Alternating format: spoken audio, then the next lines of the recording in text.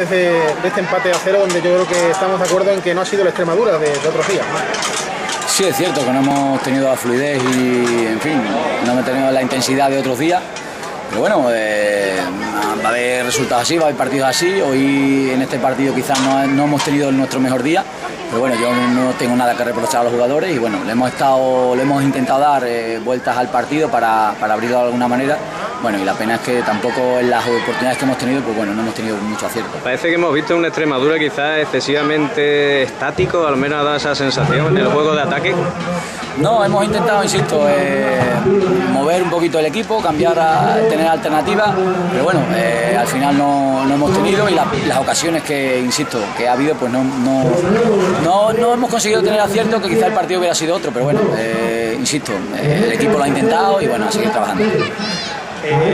Sobre lo que ha dicho Carlos, quizás arriba ha faltado desmarque, movilidad, la gente estática, ¿no? Sí, quizás nos ha faltado un poquito de movilidad. Yo ando jugando con 5 atrás y quizás esos espacios no los hemos tenido que crear. Sí es cierto que nos ha faltado ese último pase, porque hasta esa zona hemos llegado bien, pero bueno, ese último pase, último tercio, que quizás otros días hemos estado más fluidos y nos ha faltado.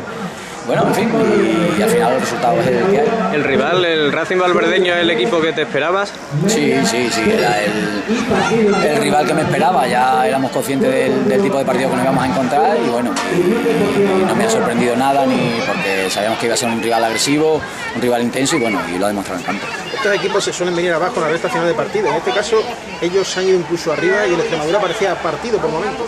Sí, es cierto, por no acabar las jugadas de ataque. No hemos conseguido acabar muchas jugadas de ataque y ya se convierte el partido en una ida y vuelta. Y bueno, y por eso esas opciones al final, que no ha habido ocasiones de gol por parte de ellos, pero sí un run-run, ¿no? Parece que te va a hacer algo. Pero bueno, insisto, ha sido por no acabar la jugada de ataque. Que se haya cortado la racha de victorias, ¿quiere decir algo? ¿Os da un toque o tarde o temprano sabías que esto iba a ocurrir? Sí, hombre, tarde o temprano era normal que no ganaras todos los partidos.